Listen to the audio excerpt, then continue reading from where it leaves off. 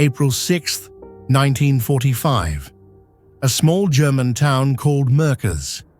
2 American military policemen stopped 2 French women for a routine check. One of them pregnant, looking for a midwife. Just another wartime inspection, one of thousands. But this encounter would change history.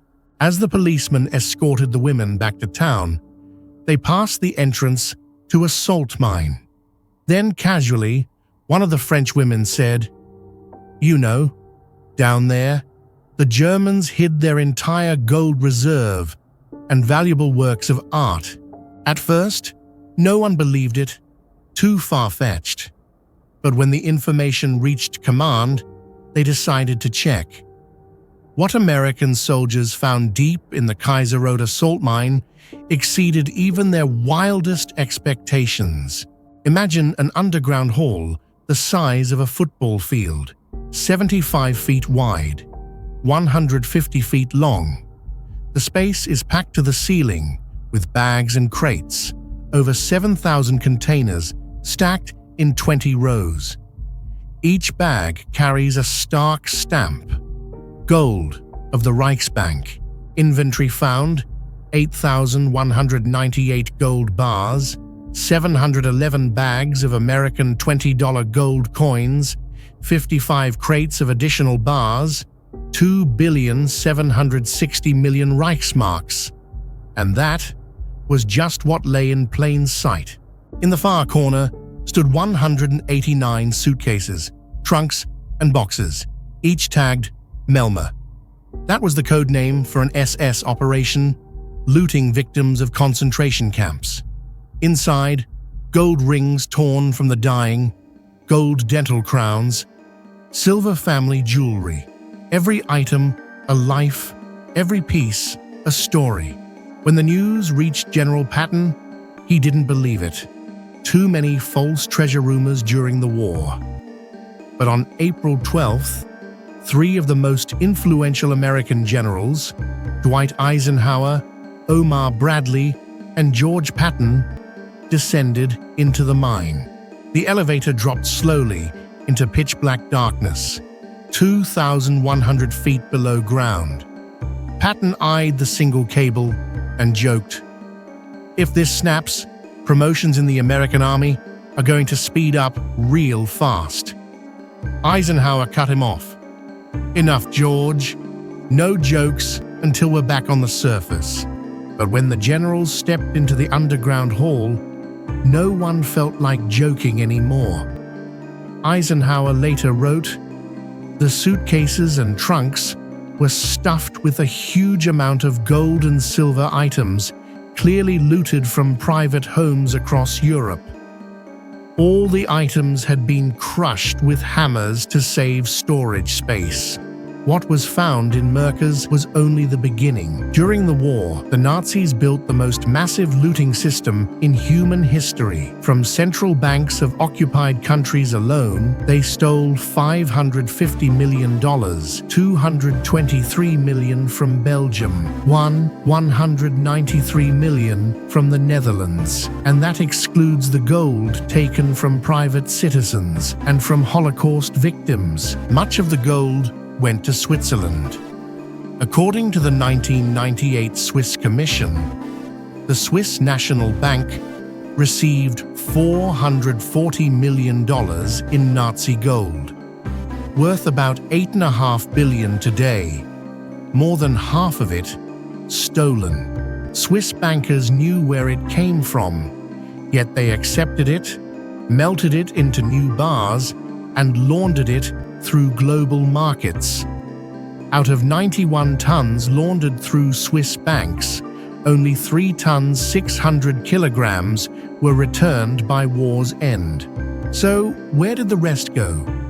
Some entered private collections, some was shipped to South America with fleeing Nazi war criminals, and some may still be hidden in secret caches. One of the most mysterious places is Lake Toplitz, high in the Austrian Alps. During the war, the Nazis tested underwater mines there. In the final days of the Reich, SS officers allegedly dumped heavy metal crates into the lake.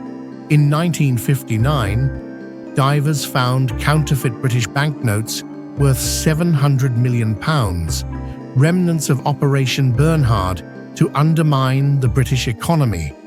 But no gold. Legend says treasures worth $5,600 million lie at the bottom. Many divers have tried to explore the lake. It's deadly. The water is heavily saline. Visibility near zero.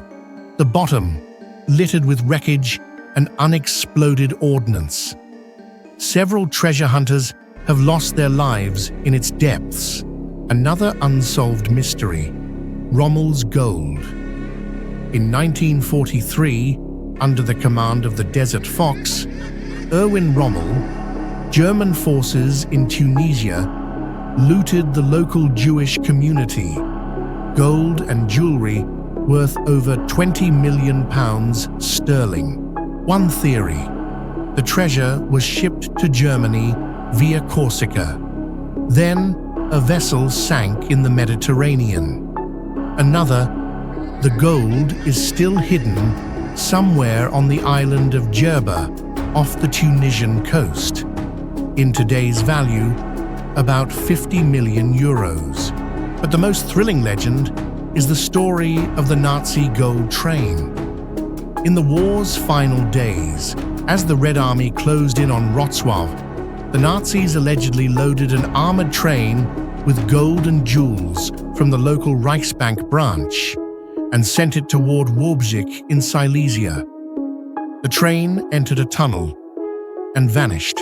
In 2015, two Poles claimed they had located a train using ground-penetrating radar and even received permission to excavate. But when they dug, they found nothing. Yet the legend persists. In 2025, Polish authorities again granted search permission to a group of enthusiasts. Modern treasure hunters don't give up. They use cutting-edge technologies, satellite imaging, next-generation metal detectors, underwater robots. Every year brings new clues, new theories, new expeditions. In 2023, digs began in a Dutch village, guided by a World War II-era map marked with a red cross, supposedly indicating a Nazi cache. That same year, historian Guy Walters announced newly declassified documents that might point to one of the largest hoards. Skeptics remain. Many historians argue most legends are myths, that the bulk of the loot was either recovered by the Allies or spent by the Nazis on war efforts. However, the numbers tell a different story. By conservative estimates, the Nazis stole over $1 billion in 1945 currency, roughly $15 billion today. The Allies recovered and returned only a small fraction. Where did the rest go? One thing is undeniable. Hundreds of millions of dollars worth of Nazi-looted treasure remain unfound, nearly 80 years after the war. Perhaps these treasures lie at the bottom of Alpine lakes, sealed in mountain tunnels, hidden in secret bunkers, or perhaps they were melted down long ago, their gold now flowing through the veins of the modern global economy. As long as there's one untold document, one unexplored cave, one unprobed lake, the legend of Nazi gold will endure. And who knows, perhaps tomorrow, an adventurer will make a discovery that rewrites the history of the greatest heist of the 20th century.